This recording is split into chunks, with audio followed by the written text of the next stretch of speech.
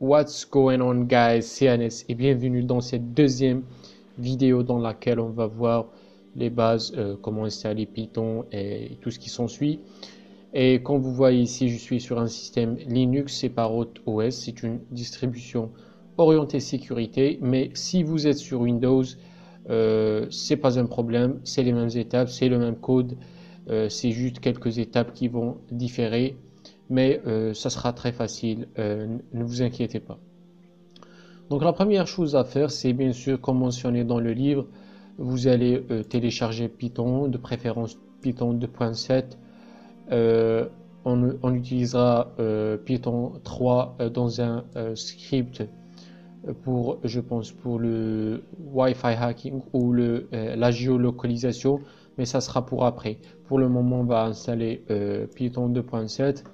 Donc vous allez sur le site officiel de Python, vous allez cliquer sur Windows x86 ou 64 bits selon votre hardware ou votre processeur. Si vous avez processeur 32 bits, vous allez télécharger ce paquet, sinon ce paquet là. Vous allez télécharger, double-clic, c'est facile, c'est une installation classique et vous aurez votre Python ou votre Python, tout le package installé sur votre système. Maintenant, si vous êtes sur un système Linux, normalement, toutes les distributions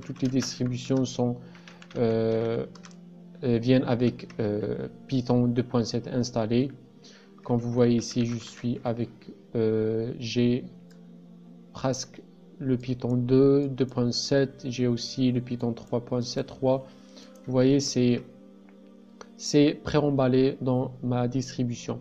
Mais si vous voulez installer une autre version de Python, vous pouvait faire un apt install Python 3.6 et votre package sera installé normalement. Voilà pour l'installation. C'est facile, rien de compliqué. Maintenant, l'étape suivante, c'est le text editor ou l'éditeur de texte dans lequel on va écrire notre code. Maintenant, si sur ma distribution, je vais sur Programming, je trouve plusieurs éditeurs de texte. Je trouve notamment Genie, je l'utilise pas. Je trouve IDLE, celui-là vient par défaut avec Python. Je trouve aussi Visual Studio, je l'ai installé avec Sublime Text.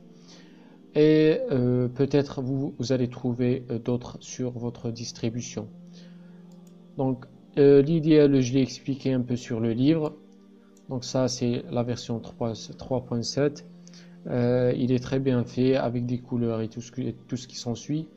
Mais je préfère Sublime Text parce que ça, c'est pas très agréable.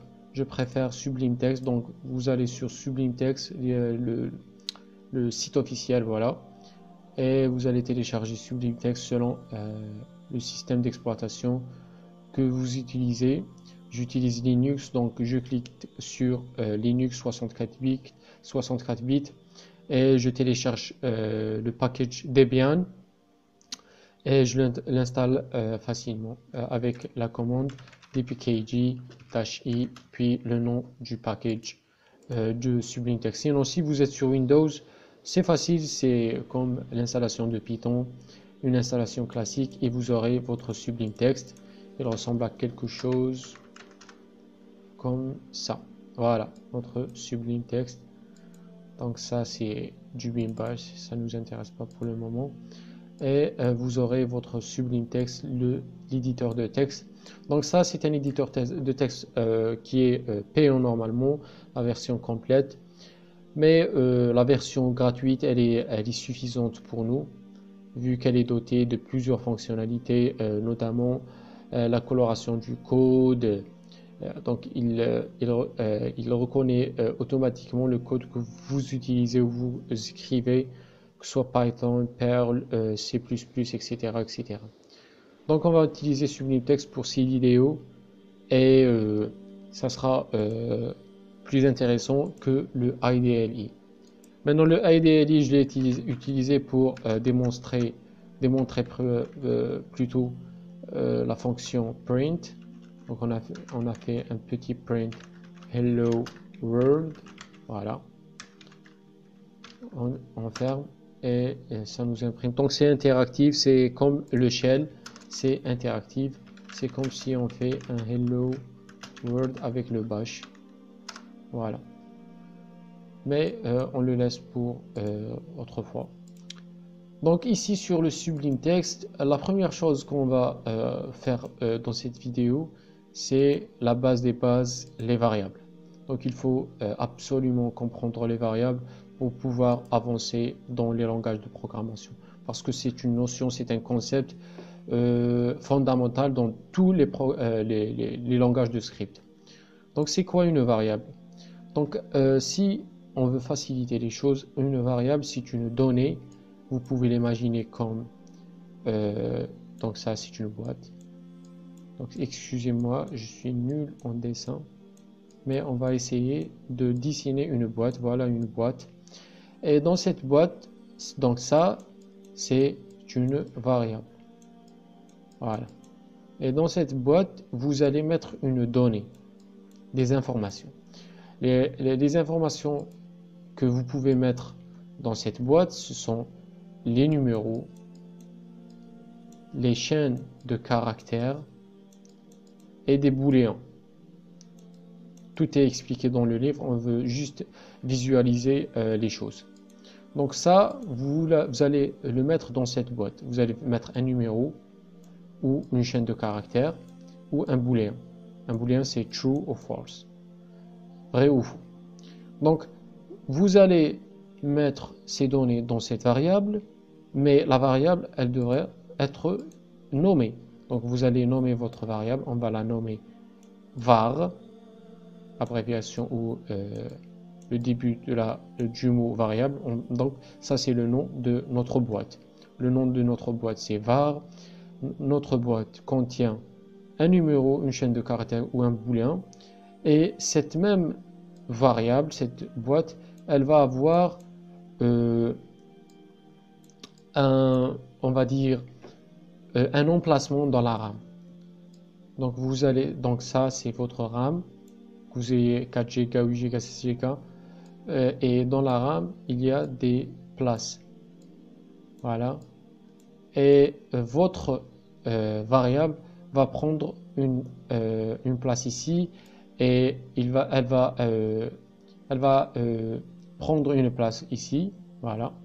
Et cette place ici, elle a une adresse sur la RAM. Donc, si vous avez besoin de votre variable, vous allez l'appeler par son nom, et Python va comprendre que vous êtes en train de chercher la variable avec cette adresse-là. Donc elle a une adresse unique.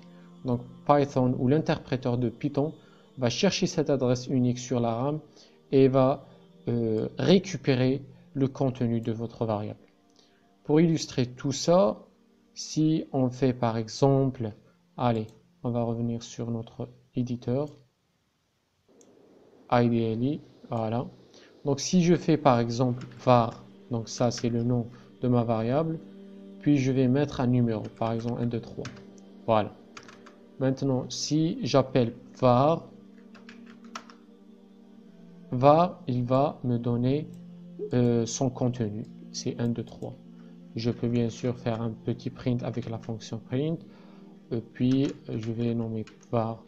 Donc ici, la fonction, l'interpréteur va chercher où se trouve ce var, cette variable, sur la RAM, puis avec son adresse sur la RAM, va récupérer son contenu et il va me l'imprimer. Si je change le contenu de var en une chaîne de caractères, je suis là, voilà. Donc le contenu de var va être écrasé, donc il va écraser, je suis là, la chaîne de caractères va écraser le 1, 2, 3, et je vais avoir, je suis là comme contenu. Même chose si je fais un booléen, par exemple je fais true, voilà. Le contenu je suis là va être écrasé par true, var, il va être, et le contenu va se renouveler en true. Donc voilà facilement le concept de variable, et dans la prochaine vidéo, on continuera avec des choses de plus en plus avancées. Voilà, peace.